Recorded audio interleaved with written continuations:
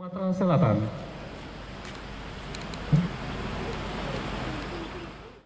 Menghadapi masa kampanye pemilu 2024 yang akan digelar tidak lama lagi, Kapolda Sumsel Irjen Pol Rahmat Wibowo mengingatkan seluruh personilnya untuk menjaga netralitas.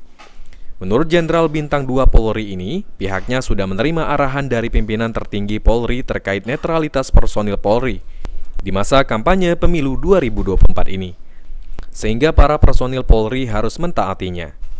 Anggota Polri disampaikan oleh Irjen Pol Rahmat Wibowo tidak memiliki hak untuk dipilih maupun memilih.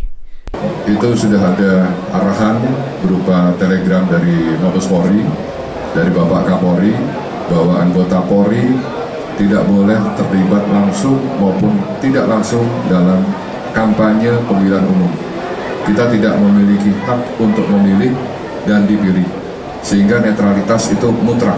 Dan itu sudah saya sampaikan kepada seluruh pejabat utama dan juga Kapolres. Kapolda berharap agar arahan yang dikeluarkan dari Kapolri di masa kampanye pemilu 2024 mendatang segera ditindaklanjuti dan diberikan informasinya oleh para pejabat utama Polda Sumsel dan Kapolres jajaran Polda Sumsel ke seluruh personil Polda Sumsel. Firman Hidayat, PAL TV.